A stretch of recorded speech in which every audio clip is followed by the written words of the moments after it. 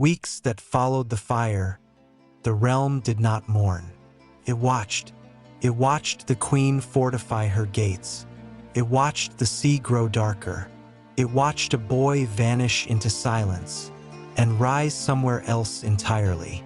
Kalen Viral had walked through ash, through blood, through betrayal. Now he walked without purpose, and yet purpose followed.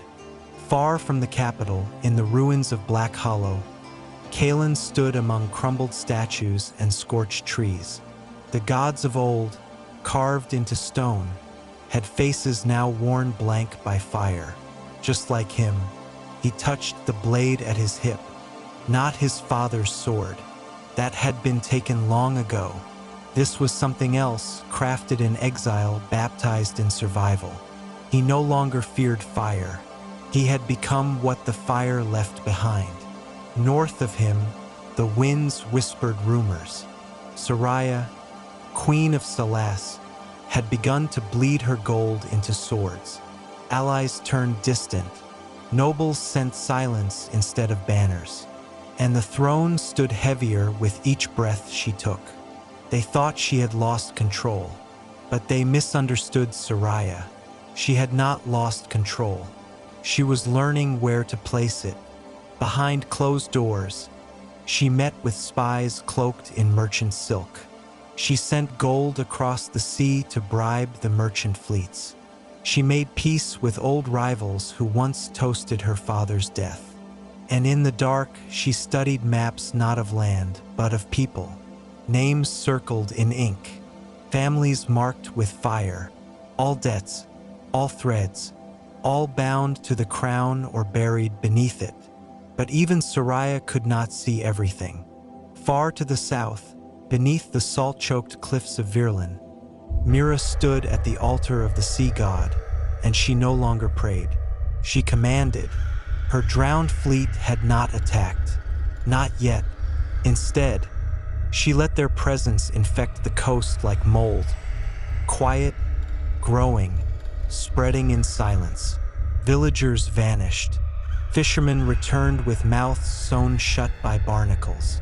Whispers of the salt prophet spread like sickness. And Mira smiled because war to her was not loud. It was a tide, and tides waited only for the moon. Kalen moved east, toward the Whispering Vale, where no banners flew. He wore no sigil, no name, only a blade and a memory. It was there that he found an old friend or perhaps an old enemy. Taran Malric, once his father's squire, now rode as a mercenary. He recognized Kalen before Kalen spoke. "You're supposed to be dead," Taran said. Kalen didn't reply. They sat by the fire that night, and the silence between them said more than any oath. Taran spoke of cities ruled by fear, of priests selling miracles, of children born with flame in their veins, and of Soraya, how she now walked the halls at night, whispering to no one. "She's not just fighting rebels," Taran said. "She's fighting something older, something buried." Kalen watched the flames, and somewhere in them, he saw his father's eyes. "I need to get into Salas," he said. Taran laughed. "No one just walks into Salas." But Kalen wasn't no one anymore. Back at the capital, Soraya stood at the tomb of her ancestors, hands bare, eyes unblinking. She read no prayer. She lit no candle. Instead, she spoke one name, not aloud, but into the silence where gods used to live. Kalen. She had not forgotten the boy who dared stare her down in chains. The boy who should have hated her, but didn't. The boy who looked at her not like a queen, but like a question. And Soraya had begun to wonder what answer she would give. In secret, she sent a raven, not to a lord, not to a soldier, but to a place beneath the archives, to a man who hadn't left the shadows in years. His name was Elric San, once the king's spymaster, now a whisper in the dust. Elric, her letter read, Find me the boy who survived fire, or find who fears him. In the sea, Mira's fleet began to move, not toward the capital, but around it, toward the Forgotten Isles where old magic still rotted in the stones. She sought something older than flame, a relic once cast into the deep, a crown not forged, but summoned. Her priests warned her. Even the salt god, they said, had turned its back on the relic. But Mira had stopped listening to gods the day her husband drowned, and the sea sang back his name. Kalen reached the edge of Salas by dusk. He did not sneak through shadows. He walked through the front gate in a merchant's hood, face obscured but unafraid. The city buzzed with tension. Every alley whispered rebellion. Every window had eyes. And above it all, the queen watched from her tower. That night, Soraya removed her crown.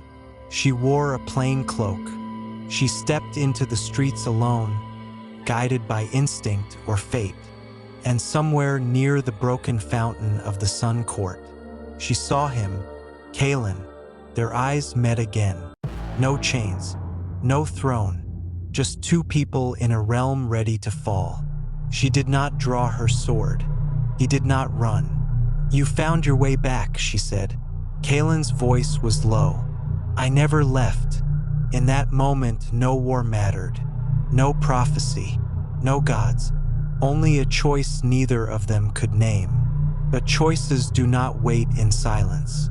From the harbor, a bell rang. Not for trade, but for siege. The salt ships had arrived, and with them, war.